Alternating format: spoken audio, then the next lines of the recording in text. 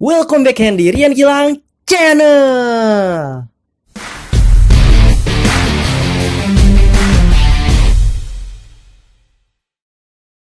Yes, balik lagi nih bareng gue Rian Gilang di channel kita ini, dimana akhirnya kita terobati ya rasa kangen kita terhadap turnamen-turnamen badminton yang selama ini udah kita tunggu-tunggu gitu gara-gara ada pandemi ini kan. Jadi itu kayak kapan gitu ya badminton ada lagi. Ternyata akhirnya terima kasih BWF sudah mengadakan kembali turnamen-turnamen badminton yang kita cintai ini.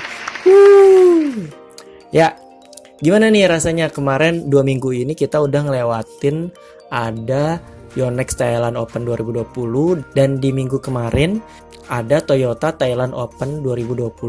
Gimana? Seperti prediksinya nggak ya yang menangnya itu emang yang kita idolakan? Nope.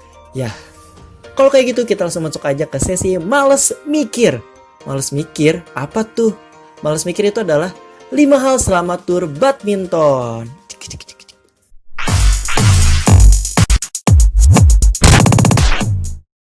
Ya, nah tadinya tuh gue bingung gitu kan, nih mau kasih namanya apa gitu ya, kan ada 5 hal selama tur badminton. Tadi tuh udah mikir matur bahir 5 tur badminton terakhir kan, maksudnya gitulah ya. Cuman kok gue mikirnya jadi kayak aneh gitu ya, kayak Terus ada lagi tadi mikir Litur Thohir. Kalau Litur Thohir tuh berasa kayak ini ya, Menteri BUMN ya.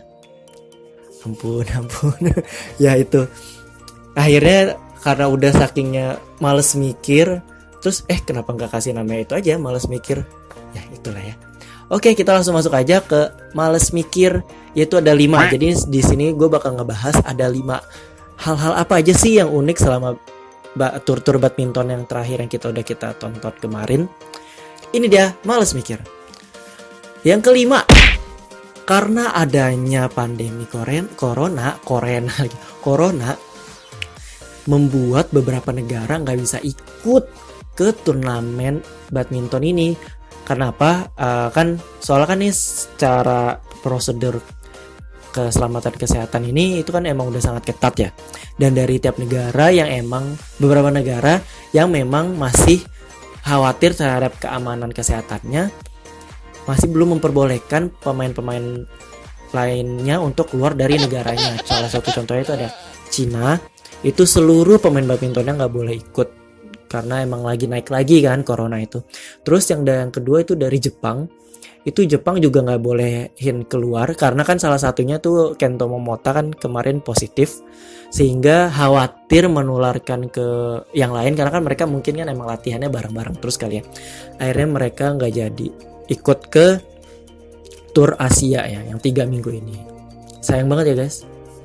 Hayya, Oe tuh mau juara loh, Dor. Kenapa sih ada corona? Sebel banget. Wah.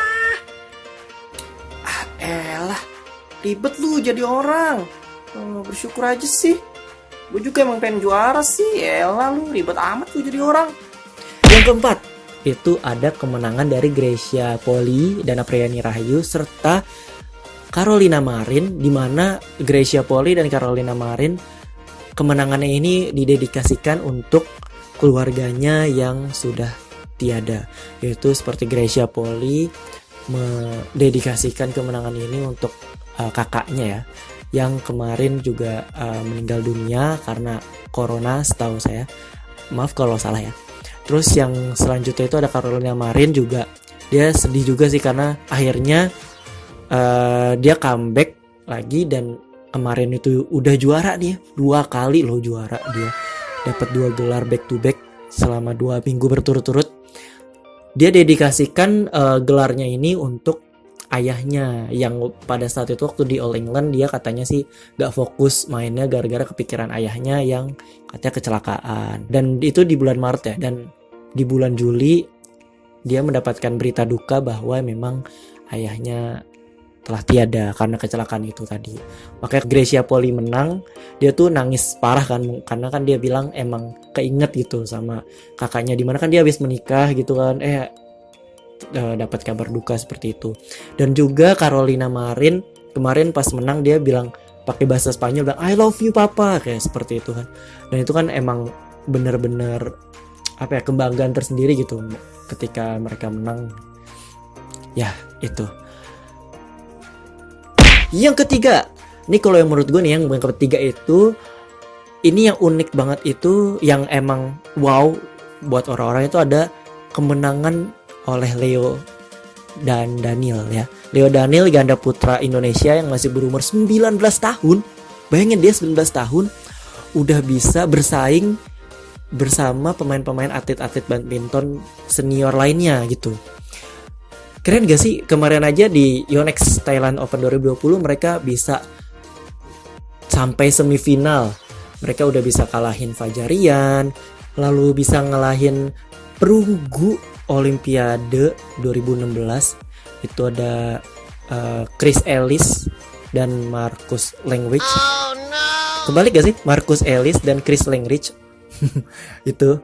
Dan juga akhirnya di semifinal mereka takluk di tangan perak Olimpiade 2016, yaitu ada Go Visem dan Tan Wei Kyung. Dan gak apa-apa, ini kan masih debut pertama mereka di World Tour 1000, di Super 1000, dan bisa sampai semifinal tuh udah keren banget. Dan kemarin waktu di Toyota Thailand Open, mereka bisa menang lawan Kim Astrup dan Anders Karup di babak pertama, dan di babak keduanya mereka harus takluk di tangan ganda Malaysia lagi, ya, Aaron Chia dan Soh Wei Wik. Ya itulah ya. Maaf. Congrats buat Leo Daniel. Cuy, kita kemarin kok jago banget kayaknya ya waktu di Thailand. Iya, gue juga gak nyangka. Kayaknya emang rezeki kita aja kali ya. Lu mah rendah baik. Langsung lah kita beli batagor depan lah tuh hadiahnya yuk. Yang kedua, yang uniknya lagi nih ya menurut gue itu waktu di Next Thailand Open 2020 dan Toyota Thailand Open 2020 kemarin itu, pemenangnya itu hampir sama semua loh guys. Itu dari MS itu ada Victor Axelsen, terus ada WS-nya, woman single-nya itu ada Carolina Marin, terus di men's doubles-nya itu ada Liang dan Wang Chilin, terus ada dari ganda campurannya itu ada Decapel dan Sapsire.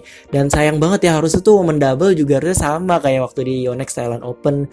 Cuman akhirnya Gracia Poli dan Apriani Rahayu takluk di tangan Lee Sohee dan Sing Senchan di semifinal di Thailand, di Toyota Thailand Open 2020 kemarin. Ya nggak apa-apa, masih ada World Tour Final di minggu depan. Semoga mereka bisa tetap juara. Yang pertama, ini sangat viral banget sampai gue tuh bingung kenapa orang-orang kok heboh banget ya sama hal ini. Nah, coba tebak apa? Nope. Udah pada tahu kan harusnya? Ya iya bener, ini ada kemenangan dari Hans Christian Vittingus dari Lee Cheuk-yu di babak quarter final. Dimana tuh ini tuh sangat menentukan banget. Kenapa menentukan banget? Karena kalau misalnya Hans Christian Vittingus ini, si Pak Hans ini menang lawan Lee Cheuk-yu, bisa membuat Ginting lolos ke World Tour Final itu ya. Dan seluruh Indonesia mendukung Pak Hans ini biar juara. Gak mau tahu caranya gimana. Dan uniknya lagi, dia tuh juaranya pun masih ada kaitannya gitu sama Ginting, dimana waktu di skor menuju 2019 itu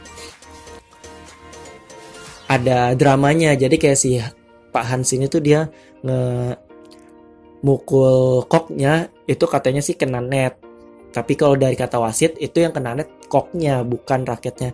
Dan ini tuh jadi flashback lagi waktu di Hong Kong Open 2019 ya, itu waktu Ginting lawan Lee Cheuk-yu kan.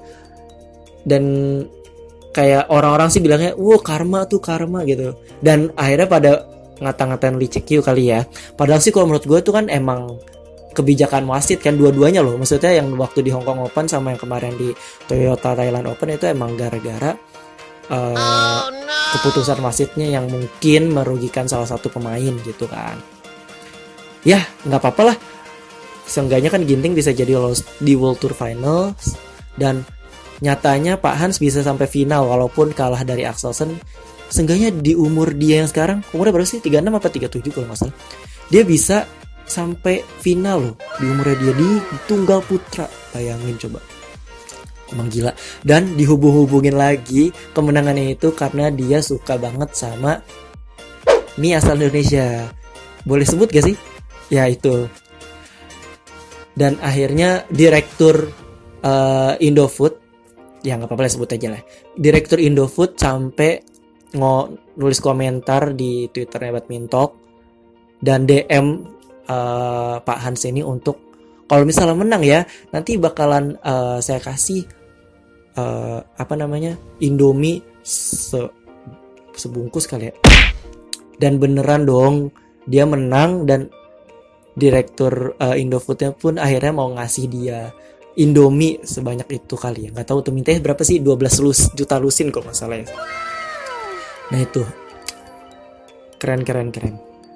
Oke, itu dia tadi sesi males mikir kita. Gimana, seru nggak nih? Kayaknya sih biasa aja ya, cuman menurut gue sih seru sih.